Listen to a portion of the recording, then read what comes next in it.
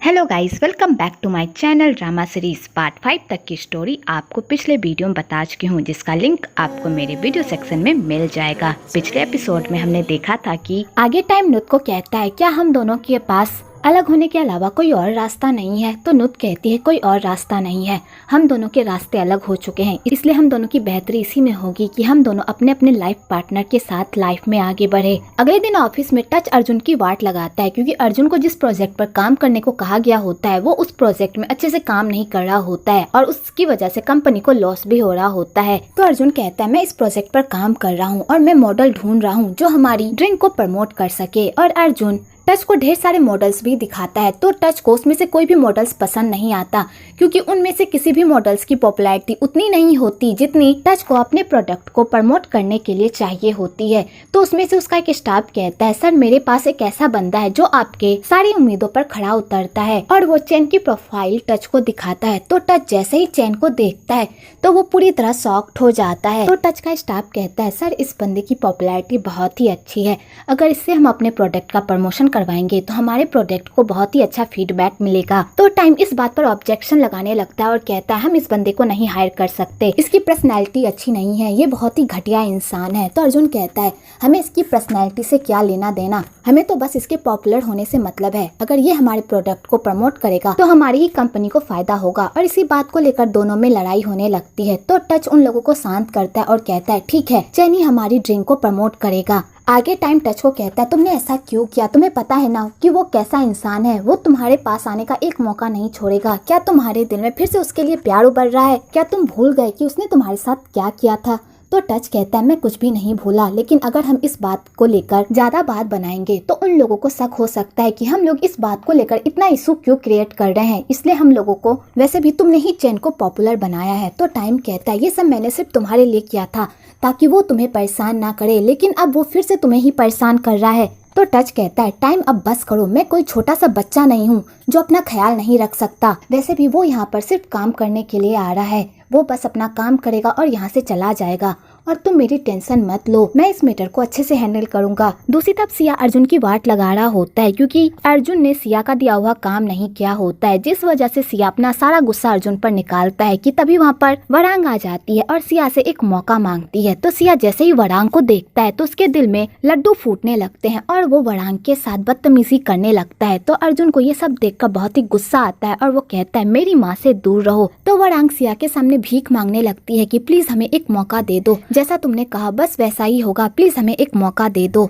तो सिया कहता है मैं तुम्हारे कहने पर तुम लोगों को एक मौका दे रहा हूँ, लेकिन अगर इस मौके पर तुम लोग खड़े नहीं उतरे तो इसके बाद तुम लोगों के साथ जो भी होगा तुम लोग सोच लेना। आगे अर्जुन शाहरुख को कहता है जब तक टच इस पोजीशन पर रहेगा तब तक वो सिया का दिया हुआ कोई भी काम नहीं कर सकता, और सिया इसी तरह मुझे टॉर्चर करता रहेगा और मेरी माँ पर गंदी नजर रखेगा, इसलिए मैं कुछ ऐसा करूंगा जिससे वो सारी कंपनी मेरी हो जाएगी। तो शाहरुख कहता है सर आप क्या करने वाले हैं। तो अर्जुन कहता है मैं टच को नपुंसक बना दूंगा, जैसे ही वो नपुंसक बन जाएगा तो वो बच्चे ही पैदा नहीं कर पाएगा, और जब 1 साल के अंदर उसका कोई भी बच्चा नहीं होगा तो सारी कंपनी मेरी हो जाएगी। और अर्जुन इस प्लान पर काम करने लगता है। तो वरांग उसे रोकती है और कहती है मुझे तुमसे किसी भी अच्छे काम की उम्मीद नहीं है और ना ही मैंने तुम्हें कभी भी कोई अच्छा काम करने को कहा है, लेकिन मैं तुम्हें इतना गिरने नहीं दूंगी, हम लोग उनसे जीतेंगे और अपना सारा हक वापस लेंगे, लेकिन अपने दम पर, इसलिए अभी के लिए तुम कुछ भी नहीं करोगे, समझे। दूसरी तरफ मरीसा को डाउट हो जाता है कि टाइम जिस लड़की से प्यार करता है वो लड़की नुत है, और मरीसा अपने डाउट को कंफर्म करने के लिए कुछ ऐसा प्लान करती है कि उसके सामने खुद ब खुद ये सच्चाई बाहर आ जाती है कि टाइम के दिल में जो लड़की है वो नुत है। तो मरीसा जैसे ये जानती है उसका तो खून ही खौल उठता है और वो जाकर नुत को खींचकर एक थप्पड़ मारती है और कहती है तुम तो बहुत ही चालाक निकली, बड़े भाई तो बड़े भाई, तुमने तो छोटे भाई को भी अपने प्यार के जाल में फंसा कर रखा है,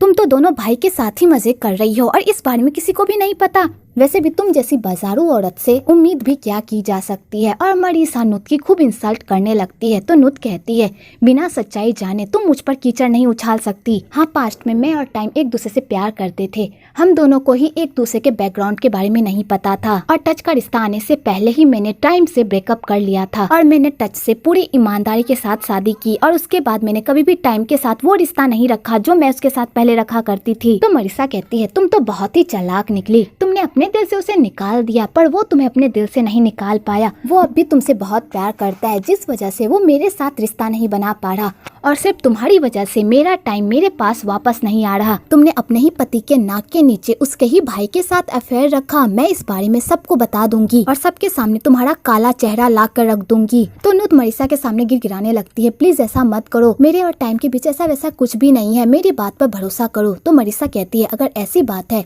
तो तुम्हें मेरी हेल्प करनी होगी और टाइम को मेरी लाइफ में दोबारा वापस लाना होगा।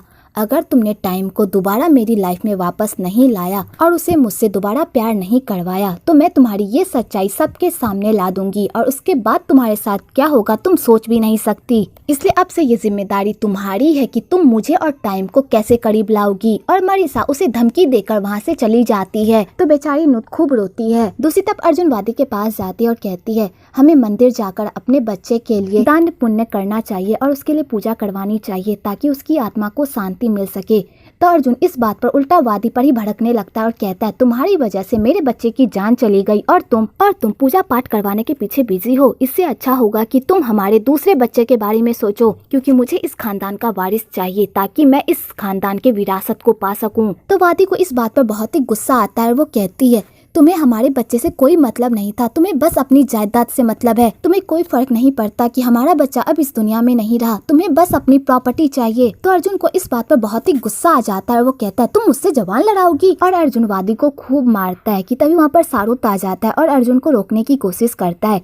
तो अर्जुन रुकने के बजाय शाहरुख पर ही अपना गुस्सा निकालने लगता है और उसे भी खूब मारने लगता है कि तभी वहाँ पर वरांग आ जाती है और अपने बेटे को शांत करती है और उसे वहाँ से लेकर चली जाती है। तो वादी को शाहरुख की ऐसी हालत देखकर बहुत ही बुरा लगता है और वो कहती है, मेरी वजह से तुम्हें भी मार लग गई।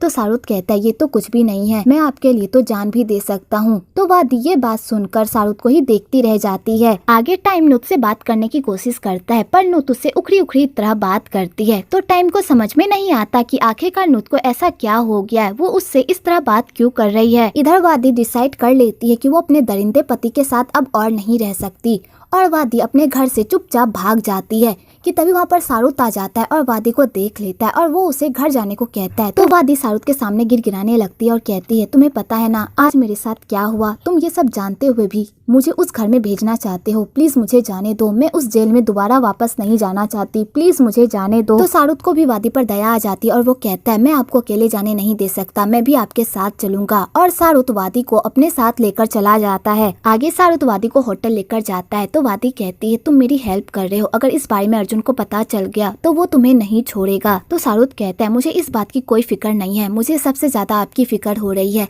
क्या आप यहाँ पर अकेले रह पाएंगी, आपको अपने पापा के घर चले जाना चाहिए। तो वादी कहती है, तुम्हें भी पता है कि मेरे पापा की तबीयत ठीक नहीं है और मैं वहाँ जाकर अपने पापा को टेंशन नहीं देना चाहती, और मेरे पापा ने अपनी सारी जायदाद मेरी सौतेली माँ के नाम लिख दी है, अगर मैं वहाँ पर गई भी तो मेरी सौतेली माँ मुझे अर्जुन के पास दोबारा वापस भेज देगी, मैं वहाँ पर नहीं जा सकती। तो शाहरुख कहता है, कोई बात नहीं, आप जब तक चाहे यहाँ पर रह सकती हैं, मैं आपके लिए कुछ सामान लेकर आता हूँ। और शाहरुख वहाँ से चला जाता है। अगले दिन चैन ऑफिस आता है अपना कॉन्ट्रैक्ट साइन करने के लिए और चैन बातों से ही टच पर लाइन मारता है और टाइम ये सब नोटिस कर रहा होता है तो उसे बहुत ही गुस्सा आता है, पर वो सबके सामने जाहिर नहीं करता। आगे चैन टच की कंपनी के साथ कॉन्ट्रैक्ट साइन कर लेता है और वो लोग साथ में फोटो क्लिक करवाते हैं। तो चैन यहाँ पर भी टच के करीब जाने का और उसे अपनी तरफ अट्रैक्ट करने का एक मौका भी नहीं छोड़ता और टाइम ये सब नोटिस कर रहा होता है।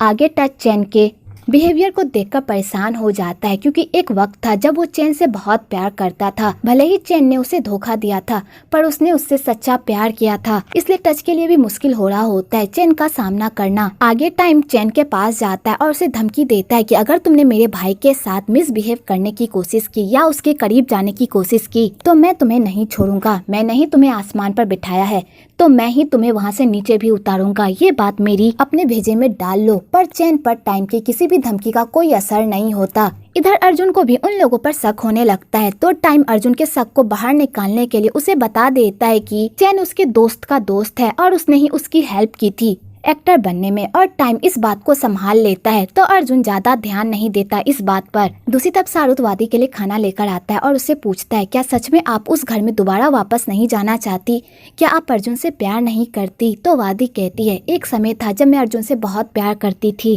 तुम्हें पता है जब मैं अर्जुन से पहली बार मिली थी तभी मुझे उससे प्यार हो गया था, क्योंकि वो बहुत ही कूल था और वो मुझे बहुत ही अच्छे से ट्रीट करता था। वो मेरे लिए वो सब करता था जो मैं चाहती थी। और तुमने भी तो देखा ही होगा कि हम दोनों की शादी कितनी ग्रैंड हुई थी। शादी के बाद भी अर्जुन मुझे बहुत ही अच्छे से ट्रीट करता था जब तक मेरे पापा के पास पावर थी। जैसे ही मेरे पापा के पास से पावर चली गई और वो बीमार हो गए तभी से अर्जुन मेरे साथ मिसबिहेव करने लगा। वो मुझे जानवरों की तरह ट्रीट करने लगा। मैंने कभी भी नहीं सोचा था कि अर्जुन इस तरह बिहेव करेगा। अब तो मेरे दिल में बस उसके लिए नफरत है। और वादी ये कहकर रोने लगती है तो शाहरुख को वादी की ऐसी हालत नहीं देखी जाती और वो जाकर उसे गले लगा लेता है और इस चक्कर में वो दोनों एक दूसरे के काफी करीब आ जाते हैं और शाहरुख वादी को किस कर लेता है। लेकिन बाद में जब उन लोगों को होश आता है कि वो लोग क्या कर रहे हैं तो शाहरुख बिना कुछ कहे वहाँ से चला जाता है। दूसरी तरफ टच की मॉम को जब चैन के बारे में पता चलता है तो वो चैन और टाइम को खूब डांटती है कि उसने चैन को बिजनेस में आने ही क्यों दिया। अगर चैन ने सबके सामने अपना मुंह खोल दिया तो वो लोग पूरी तरह बर्बाद हो जाएंगे। तो टच कहता है मॉम क्या आपको मुझ पर भरोसा नहीं है, मैं सारी चीजों को संभाल सकता हूँ। और टच गुस्सा करके वहाँ से चला जाता है। तो यादा को समझ में नहीं आता कि आखिरकार वो अपने बेटे को समझाए तो समझाए कैसे। आगे टच नुत को बताता है कि मैं सच में मूव ऑन कर चुका हूँ, मुझे कोई फर्क नहीं पड़ता चैन के यहाँ पर रहने से। लेकिन जब भी वो मेरे सामने आता है तो मेरे दिमाग में वो सारी बातें घूमने लगती है जब मैं उससे प्यार करता था, क्योंकि पहले प्यार को भुलाना इतना आसान नहीं है। तो नुत कहती है तुम सच कह रहे हो, पहले प्यार को भुलाना इतना आसान नहीं है। आगे नुत टच का मूड ठीक करने के लिए कहती है क्यों ना हम बाहर घूमने चले, वैसे भी हम दोनों अपने हनीमून पर नहीं गए हैं तो क्यों ना तुम अपने कंपनी से हनीमून का एक्सक्यूज बनाकर छुट्टी ले लो। तो टच कहता है ये बहुत ही अच्छा आइडिया है। तो नुत कहती है क्यों ना हम अपने साथ टाइम और मरीसा को भी लेकर चले ताकि उन दोनों के रिश्ते में भी सुधार आ जाए। तो टच कहता है ये तो बहुत ही अच्छा आइडिया है, मैं मरीसा और टाइम से इस बारे में बात करूंगा। दूसरी तरफ अर्जुन वादी को हर जगह ढूंढता है पर उसे वादी नहीं मिलती। तो अर्जुन शाहरुख को ये काम सौंपता है कि वो वादी को कहीं से भी ढूंढ कर घर वापस लाए। दूसरी तरफ टाइम को जब इस हनीमून के बारे में पता चलता है तो वो सीधा नुत के पास जाता है और वो कहता है तुमने क्या सोचकर मुझे और मरीसा को भी अपने साथ जाने को कहा, तुम क्या चाहती हो कि मैं वहाँ जाकर तुम्हें और टच को बाहों में बाहें डालते हुए देखूं, तुम इतनी बेरहम कैसे हो सकती हो। तो नुत कहती है मैंने ये सब तुम्हारे लिए किया है ताकि तुम अपनी लाइफ में मूव ऑन कर सको और मरीसा के साथ अपने रिश्ते को सुधार सको। टाइम हम दोनों को ही मूव ऑन करने की जरूरत है, प्लीज मेरी बात समझो। तो टाइम कहता है अगर तुम ऐसा चाहती हो तो ठीक है मैं ऐसा ही करूँगा। और टाइम ये कहकर वहाँ से चला जाता है।